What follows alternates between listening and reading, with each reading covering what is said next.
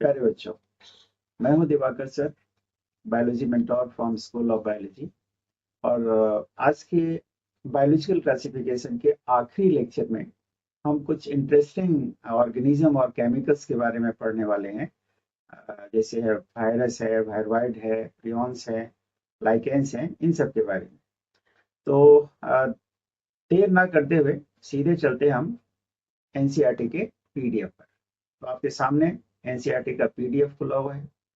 आप भी, मैं बार बार कहता हूँ हर लेक्चर में कि जो अंडरलाइन हमने किए हुए हैं इनमें, वो पार्ट ज़्यादा इंपॉर्टेंट है, तो और क्वेश्चंस वहीं से आने की पॉसिबिलिटी ज़्यादा बनती है, तो उस पर ज़्यादा फोकस करने की ज़रूरत है। तो देखो आपके सामने है सबसे पहले वायरस के बारे में। सबसे इंटरेस्टिंग ऑर्गेनिज्म वायरस ही है।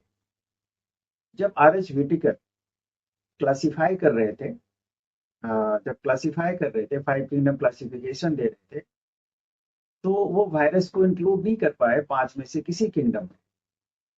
उसकी उसकी वजह क्या थी? उसकी वजह ये थी कि 5 किंगडम क्लासिफिकेशन में इंक्लूड करने के लिए वायरस को सेलुलर स्ट्रक्चर का होना जरूरी था, और वायरस सेलुलर नहीं होता है ना। ये देखो एक लाइन लिखी है ना कि virus A cellular non cellular organism है। ये इंपॉर्टेंट टर्म है, नॉन सेलुलर ऑर्गेनिज्म है। नॉन सेलुलर ऑर्गेनिज्म, अब एक चीज जो यहाँ पर बहुत ध्यान से आपको समझनी चाहिए कि किसी ऑर्गेनिज्म को लिविंग कहने के लिए कम से कम सेल का बना होना जरूरी है। सेल से नीचे कुछ भी नहीं होता जिसको हम लिविंग कह सकें। वायरस सेल नहीं है, तो जब वायरस सेल नहीं है तो फिर ऑर्गेनिज्म इसको कैसे कहें? इसको सेल थ्योरी के एक्सेप्शन के रूप में आप समझ सकते हैं। वायरस के बारे में एक दूसरी बात जो बहुत इंपॉर्टेंट है, जो यहाँ पर लिखा हुआ भी है कि आप क्या समझेंगे कि वायरस लिविंग है या नॉन लिविंग है। तो वायरस लिविंग और नॉन लिविंग के बीच का कनेक्टिंग लिंक है। बॉडी के बाहर वायरस नॉन लिविंग है, इनर्ट रहता है वायरस। वायरस जब किसी भी जरिए से हमारी बॉडी में जब आ जाता है, होस्ट सेल के बॉडी में आ जाता है, कोई भी होस्ट सेल हो सकते हैं, वायरस हर तरह के ऑर्गेनिज्म को अफेक्ट करता है। तो जब तक वो अपने होस्ट सेल में नहीं चला जाए, तब तक वो डिवाइड नहीं करता। इसलिए एक लाइन एनसीईआरटी में लिखी हुई भी है, ये देखो, वायरस आर ऑब्लिगेट पैरासाइट।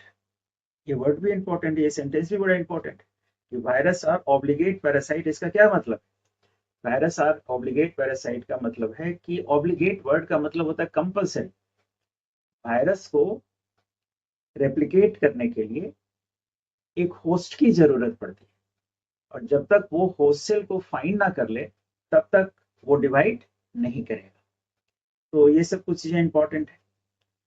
इसके बाद ये वाला जो सेक्शन है एनसीईआरटी का, इसमें वायरस से रिलेटेड कुछ इंपॉर्टेंट डिस्कवरीज के बारे में लिखा हुआ है, और ये सारी डिस्कवरीज आपको लर्न करनी चाहिए।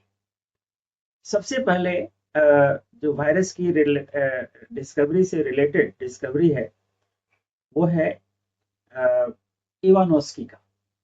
इवानोस्की ने क्या फाइंड आउट किया? उन्होंने ये फाइंड आउट किया कि टोबैको प्लांट में एक डिजीज होता है, मोजाइक डिजीज।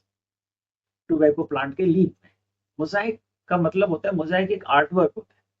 जैसे एक ऐसे लीफ को एज्यूम करो जिसमें अलग अलग कलर के पैचेस बने हुए हैं, उसी को मोजाइक वर्क कहते हैं। तो उन्होंने सबसे पहले ये नोटिस किया कि टोबैको प्लांट के लीफ में एक मोजाइक डिजीज होता है। टोबैको प्लांट में वो कुछ माइक्रोब के कारण होता है। माइक्रोब, हमने पहले आपको बता रखा है, माइक्रोब उन ऑर्गेनिज्म को कहते हैं जिनकी जो जिनको आप नेकेड आई से नहीं देख सकते, उसको माइक्रोब कहते हैं। तो उन्होंने ये फाइंड आउट किया कि टोबैको प्लांट में एक मोजाइक डिजीज होता है, और वो कुछ ऐसे माइक्रोब से होता है जो बैक्टीरिया से छोटे होते हैं। इन्होंने ये नहीं कहा कि वायरस से होते हैं, उन्होंने कहा कि वो बैक्टीरिया से छोटे होते हैं। क्यों? क्योंकि जिस फिल्टर को बैक्टीरिया पास आउट नहीं कर सकता, उसको वायरस पास आउट कर सकता है। उसको बैक्टीरिया पास आउट कर सकता है। बाद में एक दूसरे साइंटिस्ट है ना, इवानोस्की के बाद एक दूसरा नाम आता है बेजरिनेक। इन्होंने अपने एक्सपेरिमेंट में डेमोन्स्ट्रेट किया कि वो ये, जिससे मान लो कि एक लीफ है, इन्फेक्टेड लीफ है, मोजाइक डिजीज से इन्फेक्टेड लीफ है, तो उस इन्फेक्शियस एरिया से उन्होंने कुछ एक्सट्रैक्ट निकाले बाहर और उस एक्सट्रैक्ट को एक हेल्दी लीफ में ट्रांसफर कर दिया। तो देखा कि जो हेल्दी लीफ था उसमें भी मोजाइक डिजीज हो गया, उसमें भी मोजाइक डिजीज हो गया। तो उन्होंने एक फ्रेज जो आपको यहाँ पर याद रखना है, वो है कॉन्टेजियम वाइवम फ्लूइडम, जिसका मतलब है infectious living fluid. Name virus का मतलब ही होता है पॉइजन। इसी पॉइजनस फ्लूइड को उन्होंने क्या कहा, वायरस। तो देखो ये नई वाली एनसीईआरटी में चेंज आया है। पुराने वाले एनसीईआरटी में उन्होंने लिखा था कि Ivanovsky coined the term virus, लेकिन अब आपको क्या याद रखना है, अकॉर्डिंग टू न्यू एनसीईआरटी कि बेजरिनेक ने टर्म वायरस दिया था। दो डिस्कवरी हो गई। तीसरी डिस्कवरी जो इंपॉर्टेंट है वो है WM स्टानले। इन्होंने क्या किया कि वायरस को क्रिस्टलाइज किया जा सकता है। वायरस को क्रिस्टलाइज किया जा सकता है, इसका क्या मतलब, वायरस को क्रिस्टलाइज किया जा सकता है, इसका मतलब यह है कि वायरस को हम सॉलिड फॉर्म में कन्वर्ट कर सकते हैं। लिक्विड से सॉलिड फॉर्म में कन्वर्ट करने के प्रोसेस को क्रिस्टलाइजेशन कहते हैं। तो जब क्रिस्टलाइज करके किया उन्होंने वायरस को, WM स्टानले ने क्रिस्टलाइज किया, तो उन्होंने पाया कि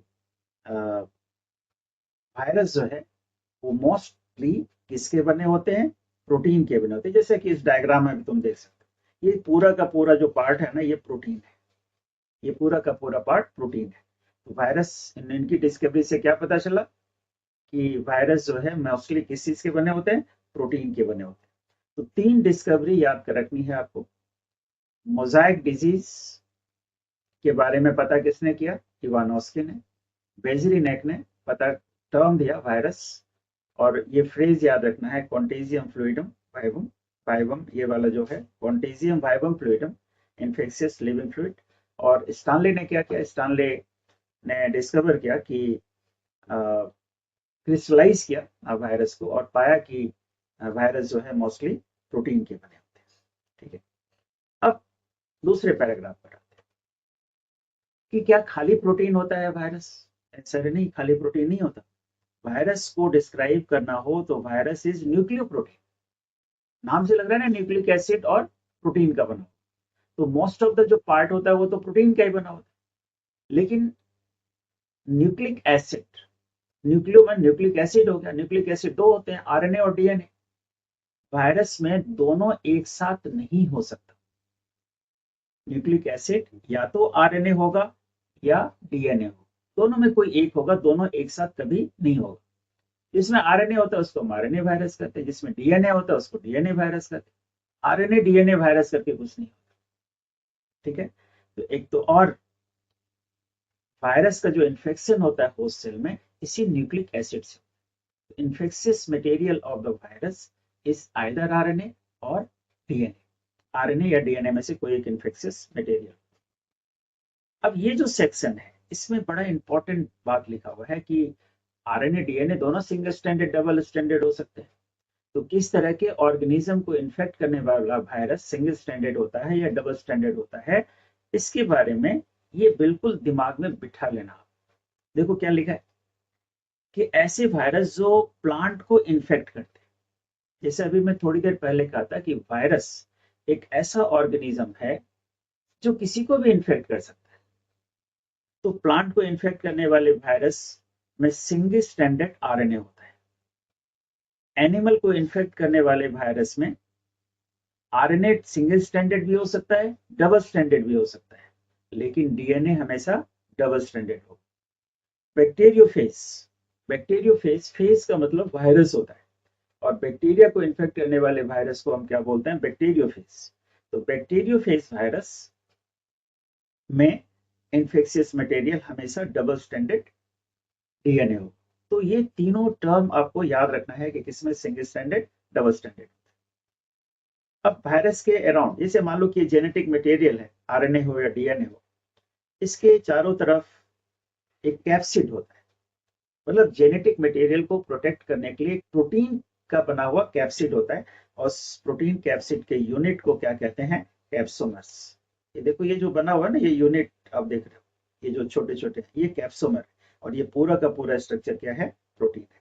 तो capsomere is the unit of capsid, है ना, जो प्रोटीन का बना होता है। वो न्यूक्लिक एसिड को प्रोटेक्ट करने के लिए, क्योंकि न्यूक्लिक एसिड से ही इन्फेक्शन होएगा। ठीक है। अब ये कैप्सोमेर अरेंज होने के अलग अलग तरीके हैं, हेलिकल मैनर में या पॉलीहेड्रल मैनर में हो सकते हैं। ह्यूमन में कुछ जो डिजीज कॉज करता है वायरस, उसमें से मम्प है, स्मॉल पॉक्स है। स्मॉल पॉक्स के बारे में आपको याद रखना चाहिए कि स्मॉल पॉक्स अब इंडिया में नहीं है। Small pox was the first completely eradicated disease. ये इंडिया से पूरी तरह से इरेडिकेट हो गया small pox. Herpes, herpes viral disease है जो कि इनक्योरेबल है। इन्फ्लुएंजा, ये सब ह्यूमन में कुछ कॉमन डिजीज हैं। AIDS is another disease which is caused by virus. Plant में कुछ डिजीज के बारे में देखो तो एक तो हमने अभी किया ही था, जो सबसे कॉमन है, मोजाइक फॉर्मेशन। लीफ में आपने देखा होगा रोलिंग या कर्लिंग, येलोइंग, है ना। तो ये सब डिजीज जो है, डॉर्फिंग, स्टंटेड ग्रोथ, क्योंकि प्लांट में ना फंगल डिजीज ज्यादा होता है। फंगल डिजीज ह्यूमन में कम होता है, प्लांट में ज्यादा होता है। ह्यूमन में बैक्टीरियल डिजीज ज्यादा। तो ये भी थोड़ा ध्यान में रखने की बात। हमने आपको बेटा एनसीईआरटी पढ़ाई, हमने कुछ भी एक्स्ट्रा चीज आपको नहीं पढ़ाई। और नीट एग्जाम की सिर्फ एनसीईआरटी है। इसलिए ये नहीं कि अब वायरस की हम साइकिल कर रहे हैं और वो कर रहे हैं, ठीक है, कोचिंग इंस्टीट्यूट में पढ़ाया जाता है। तो यहाँ पर हमारा पर्पस आपको स्कॉलर बनाना नहीं, मेरा पर्पस यहाँ पर है नीट एग्जाम को क्रैक कैसे करेंगे, तो वो सिर्फ एनसीईआरटी पढ़ के कर सकते हैं। इसके अलावा अब आते हैं वायरस, वायरवाइड। वायरवाइड की डिस्कवरी किसने करी? थियोडाइनर ने। तो वायरस और वायरवाइड में 3 इंपॉर्टेंट फर्क है, याद रख। अभी हमने क्या किया था कि वायरस में आरएनए या डीएनए दोनों हो सकता है, यहाँ पर सिर्फ आरएनए होता है। वायरवाइड में इन्फेक्शियस मटेरियल आरएनए होता है, एक डिफरेंस हो गया। ये नेकेड आरएनए, मतलब इसके बाहर प्रोटीन कोट नहीं होता जो वायरस में होता, तो 2 डिफरेंस हो गया। और तीसरा डिफरेंस ये है कि virus her kind of organism को इन्फेक्ट करता है, वायरवाइड सिर्फ प्लांट में इन्फेक्शन कॉज करता है। ये 3 डिफरेंस यदि क्वेश्चन पूछे जाने तो यही 3 डिफरेंस इंपॉर्टेंट है। फिर एक इन्फेक्शियस प्रोटीन के बारे में हम करते हैं, प्रियन। प्रियंस, प्रियंस एक प्रियन को एक वर्ड में डिस्क्राइब करना हो तो they are infectious protein. Infectious protein मतलब ये कोई ऑर्गेनिज्म नहीं है, कोई केमिकल है। तो ये प्रियन बनता कैसे? जैसे एक लाइन समझिए इसके बारे में कि प्रियन प्रोटीन कैसे बनता है। प्रोटीन पहले डीएनए ने ट्रांसक्रिप्शन किया, आरएनए बना, मैसेंजर आरएनए बना। मैसेंजर आरएनए पर जो कोडेड इंफॉर्मेशन है प्रोटीन के लिए, वो डिकोड हुआ और ट्रांसलेशन के दौरान प्रोटीन बना। जो प्रोटीन बनते हैं ना, वो लीनियर फॉर्म में होते हैं। फिर वो लीनियर प्रोटीन की ना एक पर्टिकुलर वे में फोल्डिंग होती है, 3D फोल्डिंग होती है, जिसके कारण वो अपने फंक्शनल एबिलिटी को अक्वायर करता है। लेकिन फोल्डिंग होने का तो एक तरीका होना चाहिए। कभी कभी क्या होता है कि वो प्रोटीन मिसफोल्ड हो जाते हैं। उस मिसफोल्डेड प्रोटीन की वजह म्यूटेशन है। अब उसके डीप में नहीं जाना चाहते कि वो कौन सा म्यूटेशन और कैसे म्यूटेशन होता है। सीधा सीधा आपको याद रखना है कि यदि जीन में म्यूटेशन हो जाए तो प्रोटीन नॉर्मल नहीं बनेगा, तो उस प्रोटीन की मिसफोल्डिंग हो जाती है। उसी मिसफोल्डेड प्रोटीन को हम क्या बोलते हैं? प्रियन बोलते हैं। ये प्रियन कहाँ पर होते हैं? ब्रेन में होते हैं। लेकिन इसमें ना एक चेन रिएक्शन टाइप का स्टार्ट कर देते हैं। ये प्रोटीन ब्रेन में जाकर के, ब्रेन में वो जो नॉर्मल प्रोटीन है उसके साथ रिएक्ट करके उसको भी मिसफोल्ड कर देते हैं। तो ये इकट्ठा होने लगता है वहां पर, और इकट्ठा होने के कारण ना वो वहां पर स्पॉन्ज की तरह दिखते हैं, है ना। वो थोड़े थोड़े उसमें माइन्यूट से पोर से दिखते हैं। वो इकट्ठा हो होने के कारण उनका जो अपीयरेंस होता है वो स्पॉन्ज की तरह होता है। और ये डिस्कवर हुआ था सबसे पहले बोवाइन में। बोवाइन में मतलब गाय भैंस, है ना, काऊ में ये सबसे पहले डिस्कवर। देखो नाम ये है ना, बोवाइन स्पॉन्जी फॉर इंसेफेलोपैथी, तो ये वर्ड याद रखना, बीएससी। इसी को कॉमनली क्या कहते हैं, मैड कॉ डिजीज। दो सवाल आते हैं इससे रिलेटेड कि मैड कॉ डिजीज किस में होता है, तो बोवाइन में होता है, कैटल्स में होता है। ये कैसा डिजीज है, ये न्यूरोलॉजिकल डिजीज है, मैड कॉ डिजीज कैटल में। लेकिन इसी का एनालॉग ह्यूमन में क्या होता है, ऐसा नहीं है कि ये डिजीज ह्यूमन में नहीं होता, लेकिन ह्यूमन में इसको CR जैकब डिजीज कहते हैं, डिस्कवरर के नाम पर, है ना। ये ह्यूमन में होता है, ये भी न्यूरोलॉजिकल डिजीज है, मतलब प्रियॉन जो है वो हमारे नर्वस सिस्टम को अफेक्ट करता है, ठीक है। और खास बात इसके बारे में कि प्रियॉन्स को ना तो हीट डिस्ट्रॉय कर सकता है, ना एंजाइम डिस्ट्रॉय कर सकता है, ना यूवी रेस डिस्ट्रॉय कर सकता है। मतलब इस डिजीज को आप क्योर नहीं कर सकते, इनक्योरेबल है, मतलब डेथ होगी ही होगी। ये डिजीज यदि हो गया तो फेटल है, 100% फेटल। इसको आप ना मेडिसिन से खत्म कर सकते हैं, ना एंजाइम से खत्म कर सकते हैं, तो कैसे खत्म करेंगे। तो ये हो गया। अब आते हैं लाइकेंस के बारे में। Lichen is two in one organism, dual organism है, एल्गी और फंगस के बीच का सिम्बायोटिक एसोसिएशन। तो सिम्बायोटिक एसोसिएशन तो सबको पता है ना आपको, कि दोनों को फायदा होता है। एक ऐसा एसोसिएशन जो जिससे दोनों को फायदा हो और एक दूसरे के बगैर वो ना रह सके, तो ये ऑब्लिगेटरी रिलेशन है। इसमें दो कंपोनेंट होंगे। एल्गल कंपोनेंट को क्या बोलते हैं, फाइकोबायोन बोलते हैं।